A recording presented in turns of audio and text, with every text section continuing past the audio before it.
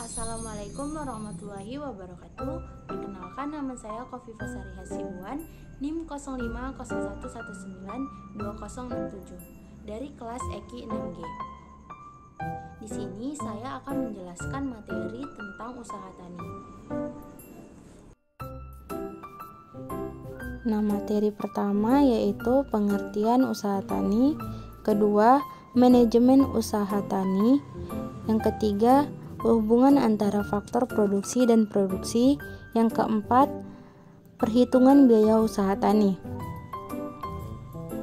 Nah, yang pertama pengertian usaha tani. Usaha tani pada dasarnya adalah proses pengorganisasian alam, lahan, tenaga kerja, dan modal untuk menghasilkan output pertanian.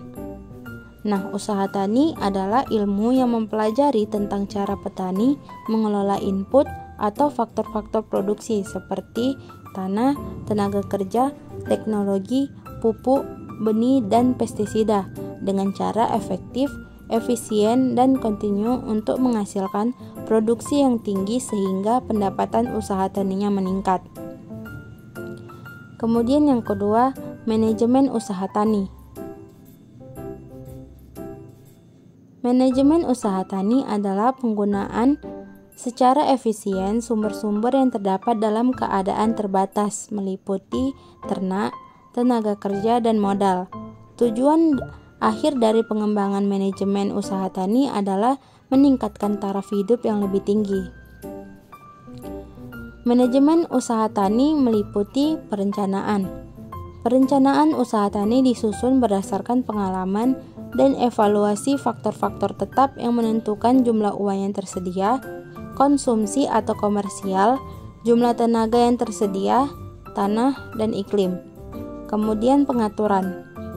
Pengaturan pada umumnya, petani telah tahu bagaimana memperkecil risiko usaha taninya, yaitu dengan cara mengusahakan beberapa cabang usaha lebih dari satu macam.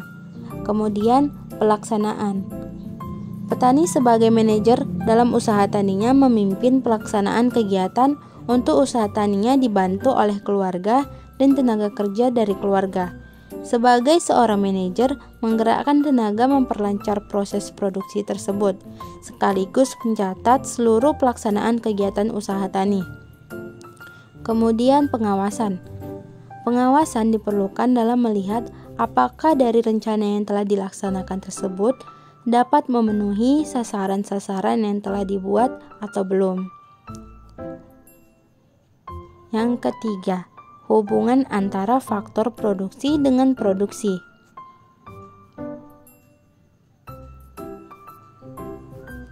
Fungsi produksi menghubungkan input dengan output dan menentukan tingkat output optimum yang bisa diproduksi dengan sejumlah input tertentu, atau sebaliknya, jumlah input minimum yang diperlukan untuk memproduksikan tingkat output tertentu. Fungsi produksi ditentukan oleh tingkat teknologi yang digunakan dalam proses produksi. Karena itu, hubungan output dan input untuk suatu sistem produksi merupakan suatu fungsi dari tingkat teknologi pabrik, peralatan, tenaga kerja, bahan baku, dan lain-lain yang digunakan dalam suatu perusahaan.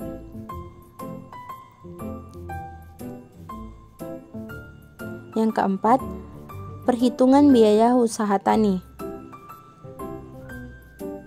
Biaya usaha tani dihitung atau dilihat berdasarkan beberapa jumlah nilai uang yang benar-benar dikeluarkan oleh petani untuk membiayai kegiatan selama usaha taninya berjalan.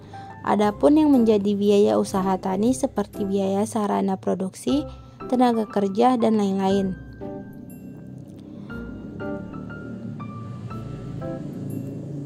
Cara menghitung analisis biaya produksi. Yang pertama, analisis biaya. Untuk menghitung besarnya biaya total diperoleh dengan cara TC sama dengan FC tambah VC, di mana TC adalah biaya total, FC biaya tetap total, dan VC adalah biaya variabel. Kemudian yang kedua, analisis penerimaan. Secara umum, perhitungan penerimaan total adalah TR sama dengan PY dikali Y, di mana TR adalah penerimaan total, PY adalah harga produk, dan Y adalah jumlah produksi. Kemudian yang ketiga, analisis pendapatan. Untuk menghitung pendapatan dengan cara PD sama dengan TR dikurang TC, di mana PD adalah pendapatan, TR adalah penerimaan total, dan TC adalah biaya total. Yang keempat, analisis R per C. R per C adalah perbandingan antara penerimaan dengan biaya total.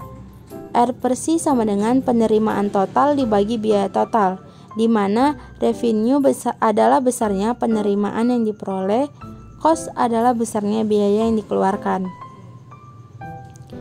Nah, studi kasus. Saya mengambil jurnal dari analisis faktor produksi tanaman kelapa terhadap pendapatan petani. Nah, outputnya itu adalah kelapa, variabel yang digunakan X1 lahan, X2 modal, dan X3 tenaga kerja. Nah, yang dapat kita simpulkan dari jurnal tersebut adalah jadi variabel lahan, modal, dan tenaga kerja berpengaruh nyata terhadap pendapatan petani kelapa yang ditunjukkan oleh nilai koefisien elastisitas lebih dari 1.